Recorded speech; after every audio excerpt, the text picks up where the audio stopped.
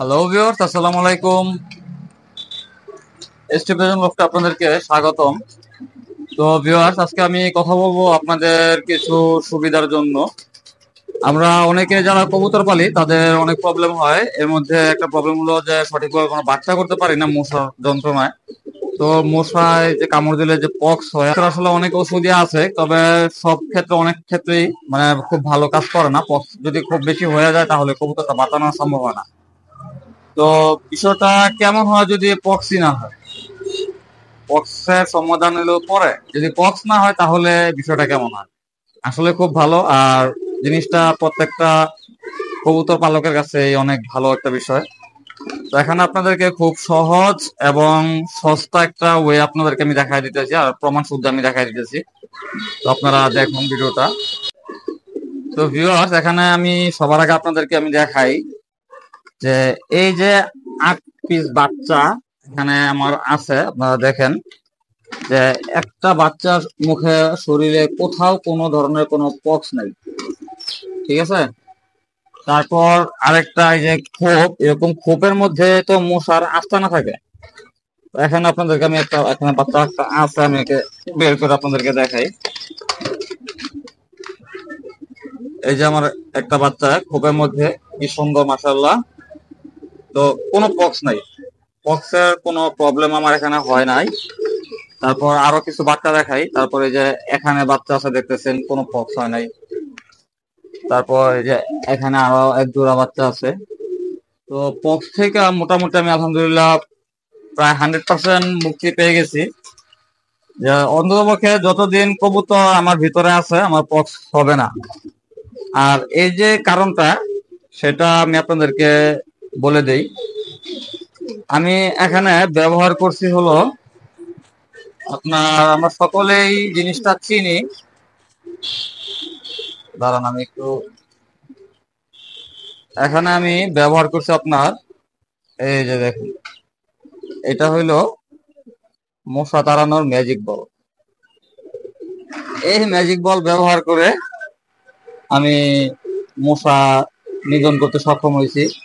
তো আপনারা দেখেন, আমার এখানে যে কবুতরের খাঁচার মধ্যে বাচ্চা ছিল, যেমন এই যে এটার মধ্যে বাচ্চা আছে, ওই যে নিচে দিয়ে রাখছি। তারপর ওর যে ট্রে আছে, ট্রের মধ্যে দেওয়া আছে। তারপর এটা তো আমি এখান থেকে বের করলামই। তারপর আপনার এই যে এখানেও দেওয়া আছে, ওই যে ভিতরে দেওয়া আছে। তারপরে যে এখানে এই যে ভিতরে নেপথলিন দেওয়া আছে, তারপরে যে এখানে দেওয়া আছে। তো এরকম আমার যতগুলো খাঁচার মধ্যে বাচ্চা ছিল, ওই যে ভিতরে দেখতে পাচ্ছেন, আমার যতগুলো খাঁচার মধ্যে বাচ্চা কবুতর ছিল, মানে বাচ্চা হয়েছিল, আমি প্রত্যেকটা খাঁচার মধ্যে একটা করে নেপথলিন দিয়ে দিছি। আর নেপথলিন দেওয়ার কারণে, এই নেপথলিনের কাজ হলো কিন্তু আপনার পোকামাকড় কে দূরে রাখা। তো এতে করে আমার একটা জিনিস যে সুবিধাগুলো হয়েছে, যে আমার ঘরে কোনো মশা, মানে আমার ঘরের বাইরে হয়তো অন্য কোথাও আছে মশা, কিন্তু আমার খাঁচার মধ্যে কোনো মশা হয় না। এগুলো প্রথম সুবিধা। আরেকটা সুবিধা হইলো যে মাছি অনেক প্রবলেম করে, আর মাছি থেকে কিন্তু অনেক রোগের সূত্রপাত হয়। তো এই মাছি পোকাটাও মূলত আমার কবুতরের ঘরে আসে না।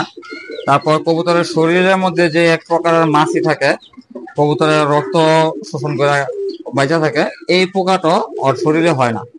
তো কবুতরের শরীরটা মোটামুটি অনেকটা পোকামাকড় মুক্ত থাকে, খাঁচাটা অনেকটা পোকামাকড় মুক্ত থাকে। আর বাচ্চাগুলো খুবই সুন্দর ও সুস্থ সবল হয়, আপনারা দেখতে আছেন। আর এর আগে কিন্তু আমার এই চ্যানেলের মধ্যে আমি যে ভিডিওটা দিয়েছিলাম, যে পক্সের যে ওষুধটা দিছিলাম আমি, ওর মধ্যে যে থাম্বনেলটা আমি ব্যবহার করছি, এটা কোনো গুগল থেকে নেওয়া না, এটা আমার ঘরের এক বাচ্চার ছবি ছিল। তো ওই সময় আমি বিষয়টা জানতাম না। তখন আপনারা দেখছেন যে আমার এই খাতাগুলোর মধ্যে বাচ্চার অবস্থা কেমন হইতো, আর এখন মাশাআল্লাহ বাচ্চাগুলোর চেহারা কেমন। আমি বিশ্বাস করেন কিনা আমি জানি না, আমি জানুয়ারি মাস থেকে শুরু করে এই এই বাচ্চাগুলা উঠানোর আগে পর্যন্ত আমি মাত্র 4 পিস, 4 পিস বাচ্চা, 4 পিস বাচ্চা আমি ছাদে নিতে পারছি। এই 6 মাস রানিং এর মধ্যে মাত্র 4 পিস বাচ্চা আমি ছাদে নিতে পারছি। অথচ আমার কবুতর কত জোড়া কবুতর, এর ভিতরে আপনার এই যে ওর এক জোড়া বাচ্চা আমি নিতে পার, 1 পিস বাচ্চা। আর সরি, ওর না, মানে এই নরের টোটাল 3টা বাচ্চা নিছি। আর হলো আপনার আরেকটা নরের একটা বাচ্চা নিচ্ছে, নটটা এখানে নাই, হয়তো কোথাও ঘুরতেছে। তো এই কবুতরের মানে টোটাল 4 পিস বাচ্চা আমি ছাদে নিতে সক্ষম হয়েছি, এছাড়া আমার কোনো বাচ্চা টিকাইতে পারি না এই মশার জন্য।